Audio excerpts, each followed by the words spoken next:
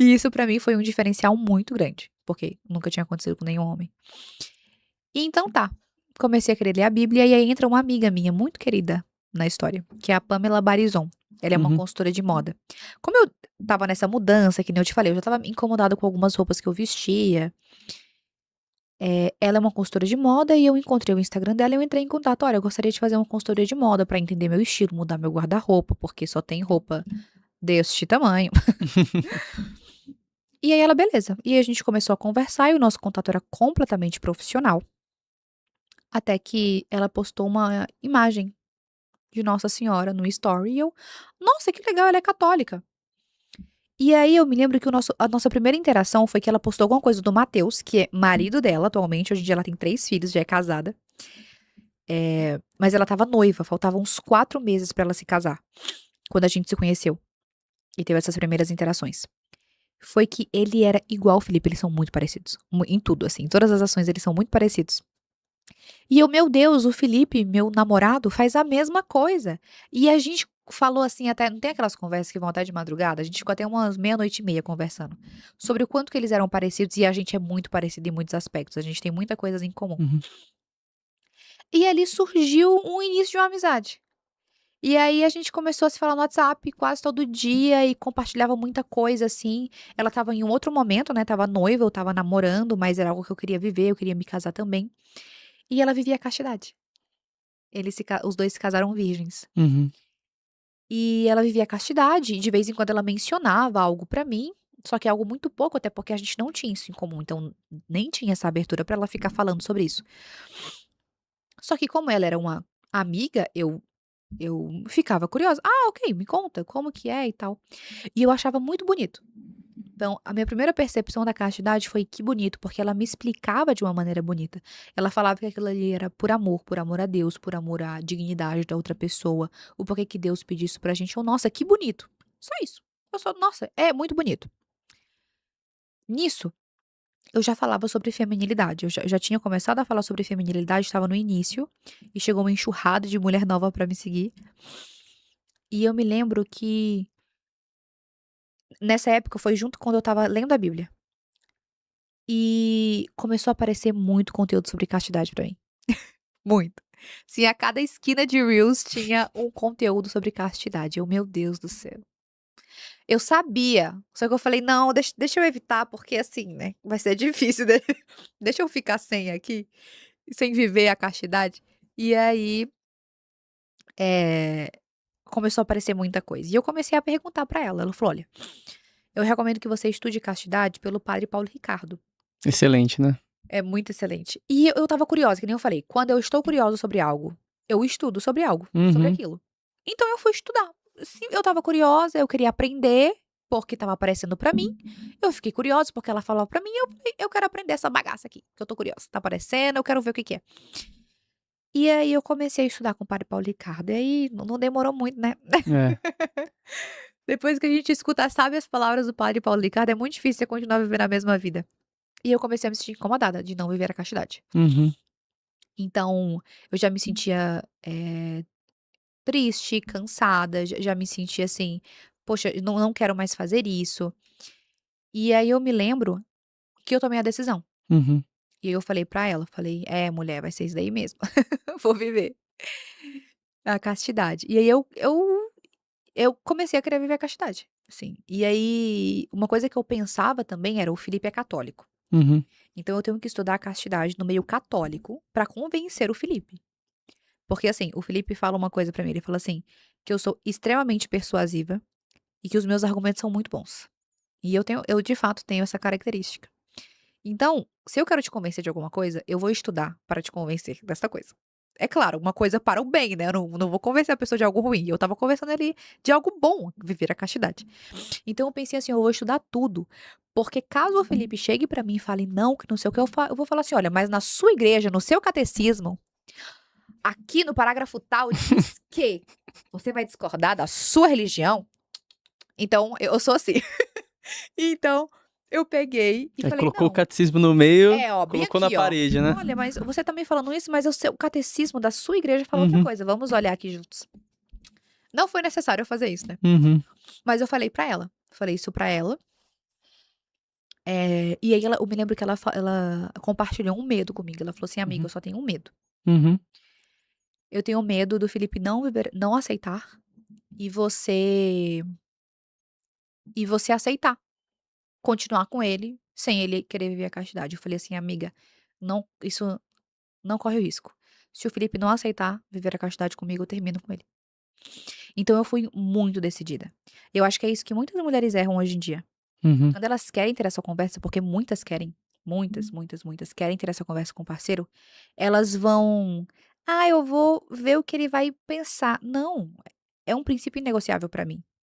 Se essa pessoa não respeita esse princípio, tchau. Eu não deveria estar com ela. Uhum. Deus não quer que eu esteja com uma pessoa que o que eu faça com ela vá desagradá-la, é óbvio. É que nem 2 mais 2 é 4. Só que como elas estão com uma identidade completamente fragilizada, elas se deixam levar. E eu estava muito decidida. E quando eu fico decidida, eu fico muito decidida, assim, eu não volto atrás. Então, nada iria fazer eu voltar atrás. Então, eu fui muito decidida. Eu fui decidida, assim, se o Felipe falar pra mim que ele não quer viver, eu vou falar: "Tudo bem, mas a gente vai terminar. Eu vou viver isso daqui pra frente. Assim, você querendo viver ou não, eu vou viver sozinha". E eu me lembro que eu conversei com ele. Assim, né, meu Deus do céu. Mas eu me lembro que eu tinha uma segurança muito grande de que o Felipe ia aceitar, porque como ele tinha muitas virtudes, eu confiava nas virtudes dele. Então, ao mesmo tempo que eu estava indo muito decidida de terminar, caso ele não quisesse aceitar, eu tinha uma certeza muito grande de que ele ia aceitar. Então eu cheguei e falei nele, eu fui rápida, eu não faço muito palestra não. Eu Uhum. cheguei nele e falei assim: "Olha, eu te amo e um dia eu quero me casar com você. E porque eu te amo e porque eu te respeito, eu gostaria que a gente parasse de ter relação íntima e que a gente se guardasse para o casamento e vivesse a castidade". Aí ele me olhou assim. Eu me lembro que a gente estava deitado, assim, na cama, ele tinha acabado de chegar no trabalho super cansado, a gente deitou assim. Aí ele me olhou assim: "Tá bom, tá bom". Aí eu: "Nossa, foi tão fácil". Eu nem precisei ter estudado tanto que eu estudei, foi tão fácil assim, então tá bom.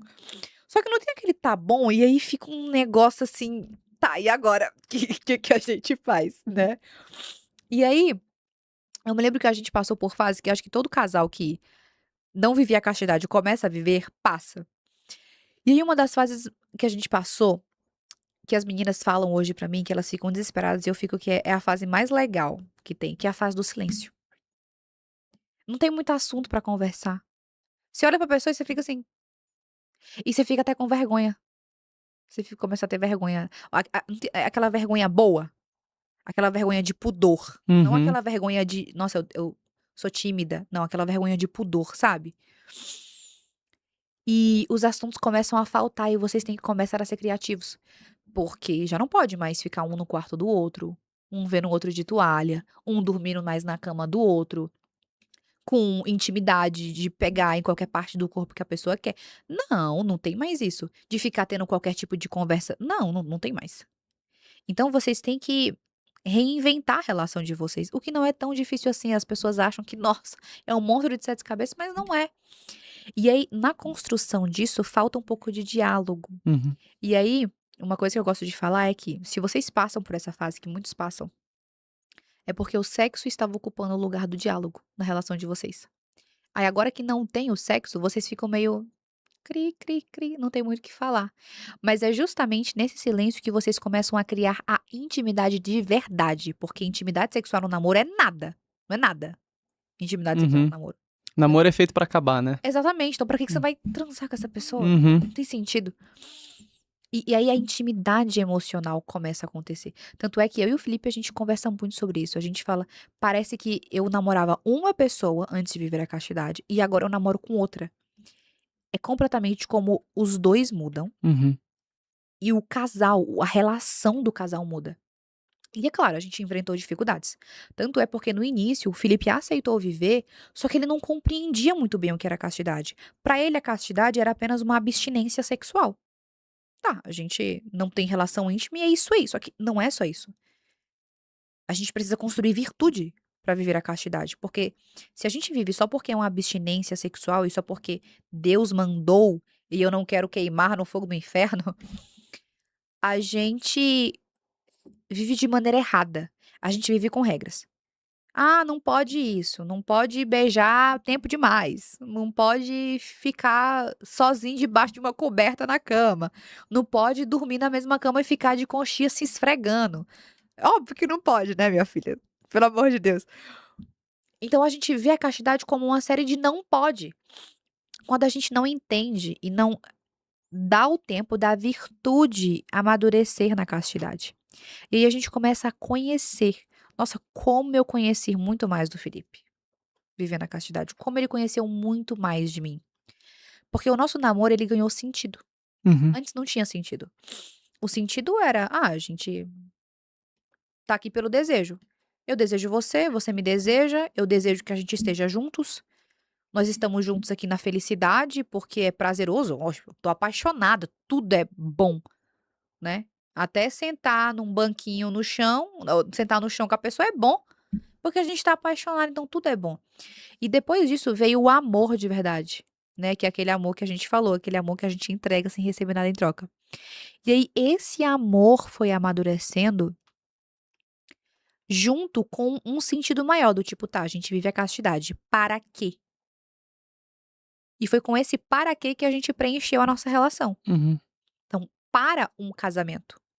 E por que que a gente vive a castidade para o casamento? Porque a castidade tem consequências maravilhosas dentro de um casamento, né. E se a gente visa o casamento, tá, o que que a gente tem que fazer pra chegar no casamento? E aí foi aí. Então Uhum. aí a gente começou a alinhar princípios, a ter conversas difíceis, a ter conversas delicadas. E aí isso fez com que o nosso relacionamento ganhasse muito mais propósito, ficasse muito mais robusto, muito mais maduro e passasse de ser aquele namorico de adolescência pra ser um namoro de adulto, tipo, nós 2 somos 2 adultos que queremos nos casar, formar uma família. E pra isso a gente precisa alinhar muitas coisas, porque não é fácil, né. Uhum. E aí, gostou desse corte? Então, se você quer assistir o programa inteiro, clique aqui.